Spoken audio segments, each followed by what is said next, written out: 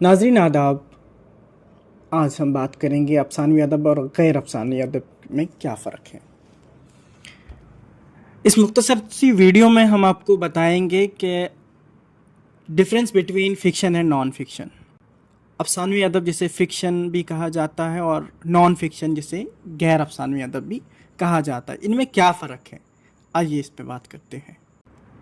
افسانوی ادب اور غیر افسانوی ادب میں بنیادی فرق ان کی نوعیت، مقصد اور مواد کے حوالے سے ہوتا ہے۔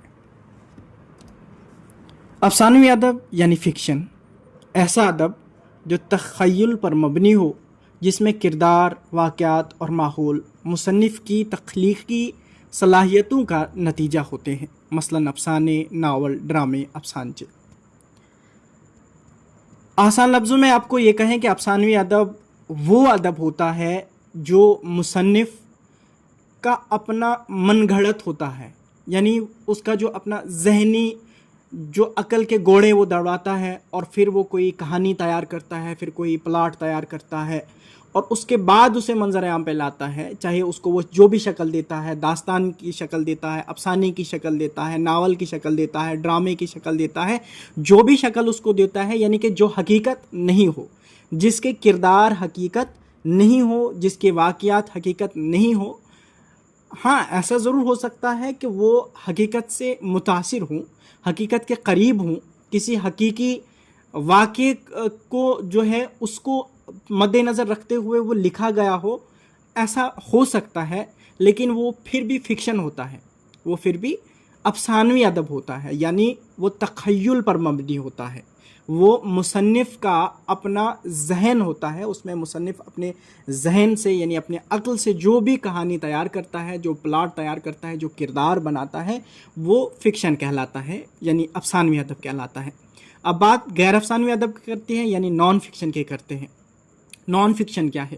یعنی جو افسانوی ادب نہیں ہے وہ ہے نان فکشن، یعنی ایسا ادب جو حقیقت پر مبنی ہو، جس میں دی گئی معلومات، مشاہدات یا واقعات سچ اور حقیقت پر مبنی ہوتے ہیں، مثلاً سوانح عمری، سفر نامے، مضمون، تحقیق، انٹرویو، رپورٹنگ وغیرہ۔ اب آپ نے یہاں پہ افسانوی ادب بھی سنا اور غیر افسانوی بھی سنا۔ اوپر ہم نے ذکر کیا افسانے ادب کے متعلق، یعنی کہ جس میں جو مصنف ہوتا ہے وہ اپنے ذہن سے، اپنے تخیل سے کسی بھی فن پارے کی تخلیق کرتا ہے، یعنی اس کے کردار، اس کا پلاٹ، اس کی جو کہانی ہوتی ہے وہ حقیقت نہیں ہوتی ہے۔ اب یہی ساتھ میں نان فکشن ہے، یعنی غیر افسانوی ادب ہے، جس پہ جو کہانی ہوتی ہے، جو کردار ہوتی ہے وہ اصل ہوتی ہے، یعنی حقیقت پر مبنی ہوتی ہے۔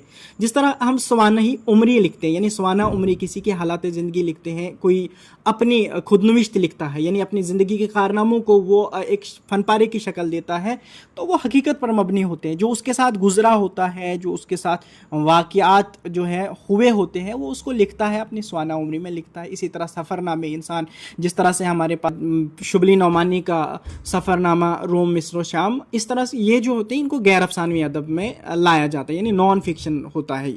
اس کے علاوہ جو تحقیق ہوتی ہے، یعنی جو ریسرچ ہم کرتے ہیں، کسی بھی چیز پہ ہم ریسرچ کرتے ہیں، وہ بھی نان فکشن ہوتا ہے۔ یعنی اس کے علاوہ انٹرویو ہوتے ہیں، رپورٹنگ ہوتا ہے، جو ہم چاہے وہ رپورٹنگ ہو، چاہے وہ اخبار کے ذریعے ہو یا میگزین کے ذریعے ہو یا ٹی وی الیکٹرانک یا نان الیکٹرانک، کسی بھی چیز کے ذریعے ہو، جو حقیقت ہو وہ نان فکشن آتا ہے۔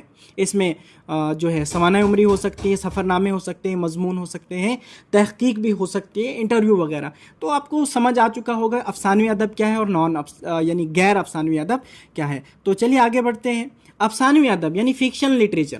افسانوی ادب وہ تحریریں ہیں جو مصنف کے تخیل پر مبنی ہوتی ہیں۔ یہ کہانیاں، کردار، واقعات اور ماحول عموماً خیالی ہوتے ہیں، اگرچہ بعض اوقات یہ حقیقت سے متاثر ہو سکتے ہیں، جو کہ ہم نے پیچھے بھی ذکر کیا ہے۔ ان کی خصوصیات کیا ہو سکتی ہیں؟ جیسے تخیل پر مبنی ہوتی ہے، یعنی کہانیاں، کردار اور واقعات مصنف کے ذہن سے تخلیق کیے جاتے ہیں۔ یار مقصد کیا ہوتا ہے اس کا؟ یعنی مقصد کیا ہوتا ہے؟ یعنی قاری کو تفریح، جذباتی تجربہ یا سماجی پیغام دینا۔ جو افسانوی ادب ہے اس کی قسمیں کیا کیا ہو سکتی ہیں، یعنی اس کی اقسام کیسے؟ جیسے ناول ہے ہمارے پاس، افسانے ہیں، ڈرامے ہیں، داستانیں ہیں، شاعری، سائنس فکشن، فینٹیسی، رومانوی کہانیاں وغیرہ۔ یہ سب جو ہیں افسانوی ادب کے زمرے میں آتی ہیں. جس طرح سے اگر آپ کو مثال پیش کریں، جیسے مرزا ہادی رسوا کا مشہور زمانہ ناول ہے امراو جان ادا. امراو جان ادا بہترین مثال ہے افسانوی ادب کی، جس میں ایک عورت ہوتی ہے، یعنی وہ جو اس کے ارد گرد پورا ناول گھومتا ہے، پورے ناول کا تانا بانا اسی ایک کردار کے اوپر ہے، یعنی جس کا نام امراو جان ادا ہے. تو اسی طرح میر امن دہلوی کی داستان ہے باغ و بہار. اب مرزا ہادی رسوا کا جو ناول ہے امراو جان ادا، وہ افسانوی ادب کو لے کے اتنی بہترین مثال کیوں ہے؟ کیونکہ اس میں جو عورت ہے، یعنی اس کی جو مرکزی کردار ہے، کچھ لوگ جب یہ ناول پڑھتے ہیں تو انہیں ایسا لگتا ہے کہ یہ کسی حقیقی عورت پہ جو ہے اس کی داستان، اس کی زندگی کی کہانی ہے، لیکن ایسا نہیں ہے، بلکہ وہ ایک صرف تخیل ہے، بلکہ ایک خیال ہے، ایک کردار ہے جو کہ صرف تخیلی کردار ہے، یعنی وہ جو افسانوی کردار ہے، جو صرف فکشن ہے، جو حقیقت نہیں ہے. اسی طرح باغ و بہار ہے، بہت مشہور داستان ہے میر امن دہلوی کی. اور اگر افسانوی ادب یعنی فکشن لٹریچر کا ذکر کیا جائے، اس کا زبان و اسلوب کیسا ہوتا ہے، تو اکثر جذباتی، علامتی اور فنکارانہ ہوتا ہے. اب غیر افسانوی ادب جہاں تک اس کا تعلق ہے نان فکشن لٹریچر کا، غیر افسانوی ادب حقائق، سچے واقعات یا حقیقی معلومات پر مبنی ہوتے ہیں. یہ تحریریں معلومات فراہم کرنے، تعلیم دینے یا تجزیاتی نقطہ نظر پیش کرنے کے لیے لکھی جاتی ہیں. خصوصیات ان کی کیا ہیں؟ حقیقت پر مبنی ہوتی ہے، واقعات، شخصیات اور معلومات حقیقت سے لی جاتی ہے. مقصد اس کا کیا ہوتا ہے؟ معلومات دینا، تعلیم دینا یا کسی موضوع پر دلیل پیش کرنا.